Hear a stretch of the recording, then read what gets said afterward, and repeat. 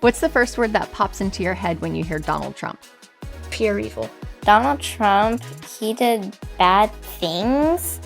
He's like Hitler. CNN interviewed kids about the 2024 election, and the results they found about some kids from Democratic families were absolutely stunning, and not in a good way.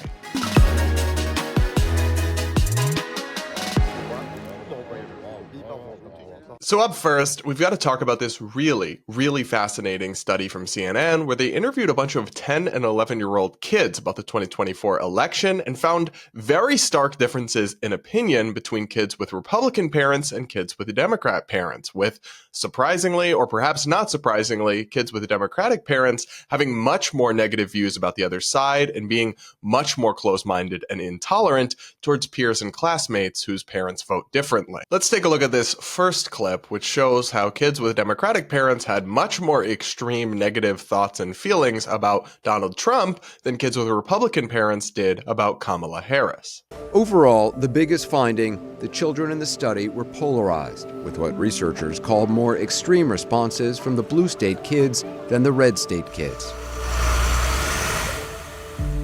Donald Trump, he did bad things. He's like Hitler. He only wanted to be president so that he can just control everybody. Trump is supporting January 6th now. I remember that January 6th, it was a bunch of Republicans believing Trump. I feel like they thought Trump was a god. People got arrested. I think one officer died afterwards. That was a big day. The study found that these Democrat-leaning kids were about 9 times more likely to express negative emotions about Donald Trump than Republican-leaning kids were about Kamala Harris. So there's more from this CNN report that's really interesting, but just a couple quick points first. This reminds me of a very famous quote from the late conservative columnist Charles Krauthammer, where he said, "Conservatives think liberals are stupid, but liberals think conservatives are evil." And I've encountered that a lot over the years in my kind of time in left-wing dominated spaces in college or in the LGBT community, where people on the right tend to look, and I'm generalizing here, this does not apply to every individual, but people on the right tend to look at liberals or progressives as idealistic, naive, wrong, dumb, foolish. But people on the left, at least a lot of them, tend to look at people on the right as evil, hateful, bigots, or somehow deeply fundamentally immoral. And I think that's a really interesting dichotomy, but a really alarming one because of the way that it strips people of their nuance and of their humanity and kind of flattens them and simplifies the world into good guys versus bad guys and closes you off, as you'll see, to meaningful relationships with other people. But it doesn't shock me to see, unfortunately, this is just where we're at in 2024, that people with kids with more progressive parents are teaching their kids to have this extreme negative view. I mean, one of the kids saying Trump is Hitler, you've got to be very detached from reality and be surrounded by a lot of hyperbole. And by the way, guys, I'm not critiquing the kids here. It's not their fault. And if anybody goes after the kids or criticizes them in the comment section, not only will I delete your comment, but I'll block you from the page because that's not okay. I want to talk about this because I think it's interesting and because I think it's important, but the problem here is the attitudes and ideas that parents are inculcating their children with. It's not these kids saying something silly like Trump is Hitler. It's not their fault. They're saying something nonsensical. They're 10 years old, for goodness sake, so do not go after the kids in any way. But these parents, at least some of these progressive parents, are fear-mongering their kids with things that are not true. For example, suggesting Trump is Hitler is just ridiculous and detached from reality. But also this other child appears to believe that a police officer was killed because of January 6th.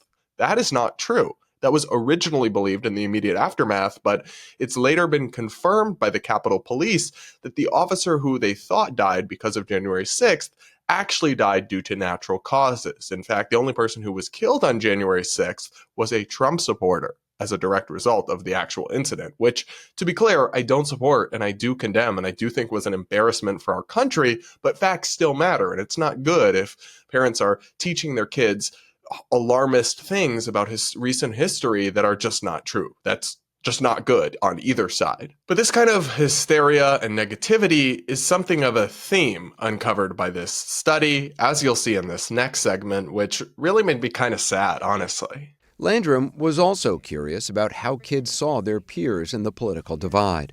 So, do you think that the kids that live in those two houses would be friends with each other? They can. They can? There's no law breaking that. It doesn't matter if you are different by skin color, or it doesn't matter if you are different by people. You can still be friends.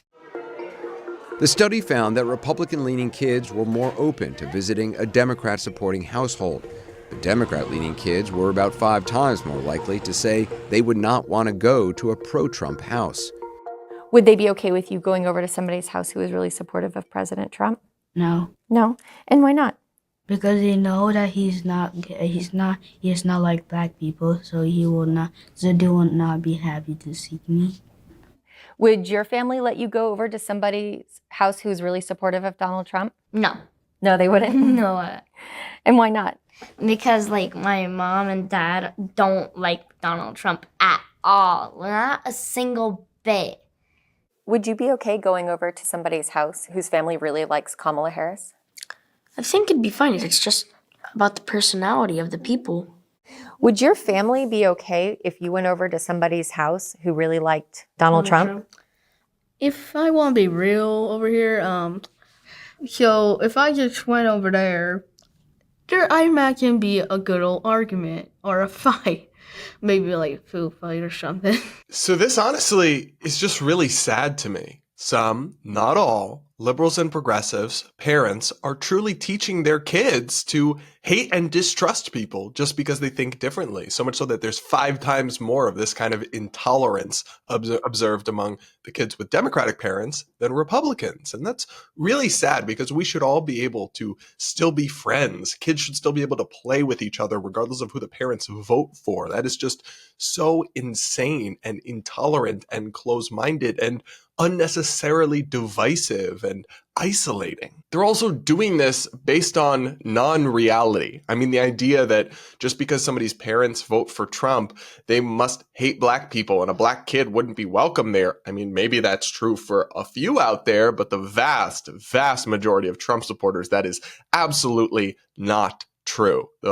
Most people who vote for Trump would not feel that way at all. And in fact, that viewpoint also totally erases the many millions of non-white people who vote for Trump or did in the past or are planning to this time. It's just extremely out of touch with reality. And again, it just relies on this total straw man villain of a boogeyman of how Republicans are that's just not rooted in reality. America has always worked because we can agree to disagree, because we can have very different values and beliefs, yet live side by side peacefully without trying to censor each other or squash each other into submission. But unfortunately, that attitude is going the way of the dodo bird on both sides, but especially on the progressive woke left. They don't want to convince people. They want to compel them. They don't want to coexist. They want to crush and destroy the people that disagree with them and force them to bend the knee into ideological submission. Or if they can't do that, cut them off and isolate them, get them fired from their jobs or isolated from their community, or otherwise use shame and coercion to try to force conformity. I'm really concerned about these attitudes being inculcated into the next generation, into these young, impressionable minds, because it's a fundamentally un-American attitude that I think threatens to tear at the ties and finally divide us to the point of no return if it isn't arrested, if it isn't challenged and stopped before these kids become adults and become voters and become leaders in different industries and walks of life. So this whole report, and I do want to give CNN some credit here for actually doing interesting journalism and publicizing the results, even though they weren't favorable to Democrats. Actually, credit for once for doing a good job. This whole CNN report just made me really sad and concerned about the future of our country, because this kind of intolerance and hatred and disdain for our neighbors isn't healthy and just can't continue if we want to keep this beautiful country and this wonderful experiment alive. But what do you think? Let me know in the comments below.